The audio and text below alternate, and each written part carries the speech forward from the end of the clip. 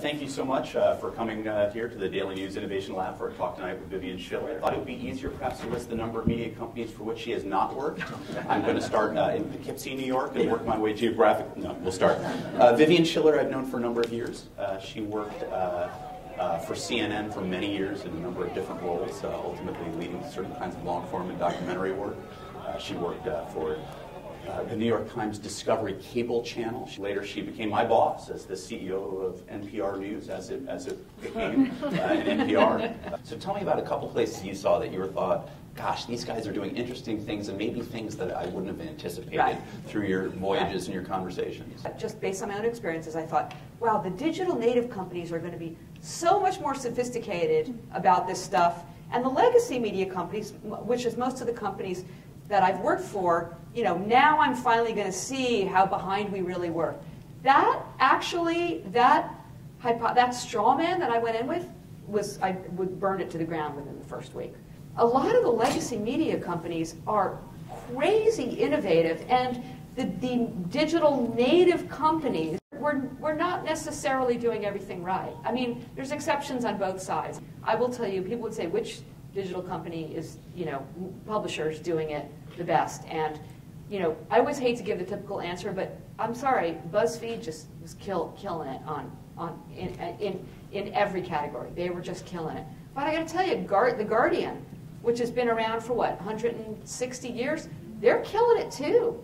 I mean, that's the great thing. And so define killing it for The Guardian. Using... In a non-homicidal sense. Yes, Using killing, like with an apostrophe, not killing it. The way that they have been evolving, I don't want to say relaunching, but evolving their digital presence, their apps. It's very iterative. It's not, we're going to be behind the curtain for a really long time. Ta-da, here it is. It's great. Isn't it great, everybody? We've had focus groups. It must be great. It's very iterative. There's a lot of user feedback, and they're embracing sort of the best of the concept of the minimally viable product and iteration. So what would you say to folks who are trying to build things that have journalism as one of their core components, particularly in the newer side of things and the startup side of things? Do what you can to build audience. I would say focus on this very specific areas where you can win rather than going broad. Pick whether it is content areas where you think you can win, or whether it is the nature of the way that you tell stories. Go really narrow, just kill it in those areas, and then broaden out. I think everybody in this room knows this, but it's worth saying again and again and again. You cannot put, no matter how brilliant your story is, there is no way you can put it out there and expect people to find it. Every journalist's part of their job has to be growing an audience, building a following, and engaging with the audience. There is no alternative to that, period, full stop. There's no negotiation about that. Let's start with the first question or two, Brad, if we have a couple. Sure. So what's the most innovative thing a legacy media company is doing that they aren't getting credit for? I think in general, legacy media companies don't get enough credit for when they're doing things well. What they're doing with their branded studio is extraordinary, and it's getting a little bit of press, but not that much press. The New York Times has created basically they're building an entirely new newsroom. These are my words, not their words, but that is completely separated from a firewall from the New York Times newsroom, but it is populated with writers, editors, videographers, visual, designers, data visualization people, graphics people, and they are creating extraordinary content for brands, the people formerly known as advertisers.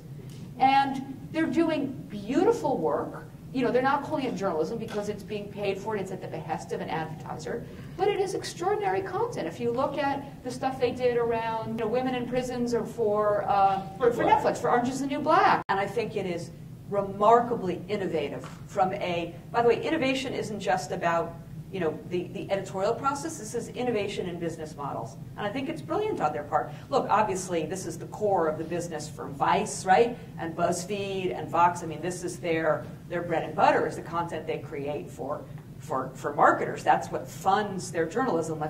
not kid ourselves, and I'm not, it's not a criticism. I think it's a great business model. So it's interesting to see the New York Times doing that in a very New York Times kind of way. Look, they have to pay for their content.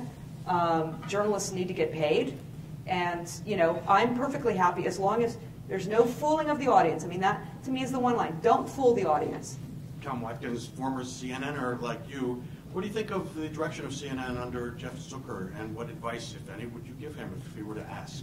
So I'm pleased to see them doing long form. I think it's a great, it's certainly driving a lot of ratings, and which is good, because again, you need to support the business, and I think that work is very good. I think CNN can be a bit of a punching bag. I think it's not fair, and I think a lot of that has to do with the fact that all of us hold CNN to such a high standard, and that any time that you slip, you know, in a 24-hour live news, you're going to get creamed. I'm not saying they haven't made mistakes. I can't say that there's not things that make me ouchy, but you know, I'm rooting for them, and I think they have been very innovative too in digital media. And they've experimented on a lot of things that I give them a lot of credit for experimenting things that didn't work and they killed them. I mean, that to me is a great tribute. If you're not doing things that fail, then you're obviously not taking enough risks. So at the end of the day, you're not going to succeed by not giving the audience what they need. So, you know, there's got to be a way that has not, look, I don't have a crystal ball, but there's got to be a lot of creative thinking, a lot of experimentation around alternative ways to reach audiences. But at the end of the day, the audience is going to vote with their eyeballs, or their ears, or their smell-o-vision, or whatever it's coming out. So we've given, I hope, the audience what it wants tonight. She is at Vivian. Yeah. Thank you very much, Vivian Schiller. Thank you.